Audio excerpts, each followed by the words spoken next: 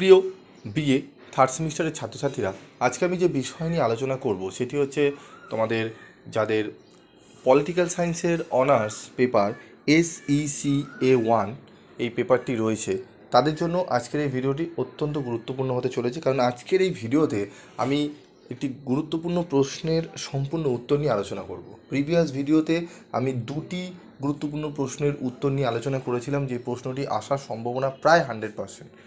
ঠিক আছে, সেরকমই প্রশ্ন নিয়ে আলোচনা করেছিলাম। যদি ভিডিওটি না দেখে থাকো অবশ্যই তোমরা দেখো ভিডিওটি, এবং এই ভিডিওটিও তোমরা দেখে নাও যে এই ভিডিওতে তোমাদের কোন প্রশ্নের আমি উত্তরটা দিয়েছি, সেটা তোমরা থাম্বনেলেও দেখেছো, তো উত্তরটি একটু দেখে নাও।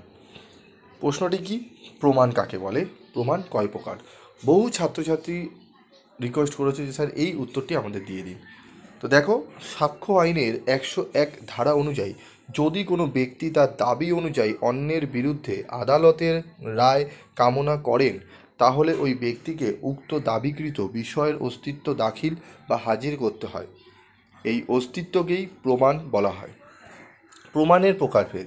ইন্ডিয়ান এভিডেন্স অ্যাক্ট 1872 অনুযায়ী প্রমাণ নানা ধরনের হতে পারে, যেমন মৌখিক প্রমাণ, নথিভুক্ত প্রমাণ, বিশেষ অবস্থা সংক্রান্ত প্রমাণ।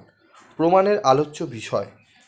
ইন্ডিয়ান এভিডেন্স অ্যাক্ট 1872 এর সেকশন 24 অনুযায়ী পুলিশি অত্যাচারের দ্বারা অভিযুক্তের স্বীকারোক্তি আদালতে প্রমাণ হিসাবে গ্রাহ্য হয় না।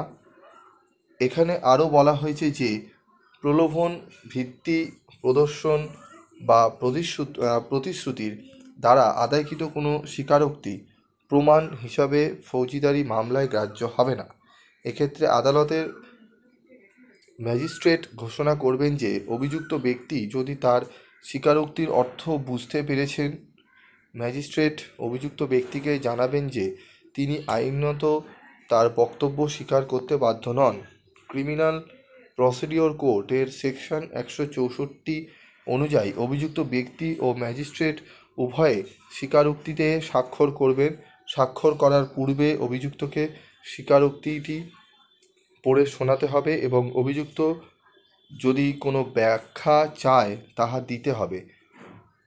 ঠিক আছে, দিতে হবে। অনুযায়ী ম্যাজিস্ট্রেট সম্পূর্ণ সন্তুষ্ট হলে তবেই তিনি স্বীকারোক্তি প্রমাণ হিসাবে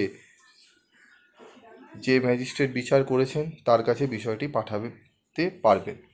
তো এটি সম্পর্কে তোমরা লিখতে পারো যদি তোমাদের প্রশ্ন আসে, প্রমাণ কাকে বলে, প্রমাণ কয় প্রকার, প্রমাণের বিষয়বস্তুগুলো আলোচনা করো। এই উত্তরটি তোমরা 2 পয়েন্ট অ্যান্সার লিখতে পারো। ঠিক আছে, প্রশ্নের উত্তরটি তোমরা লিখে এসো, আশা করি তোমাদের অনেকটাই উপকারে লাগবে।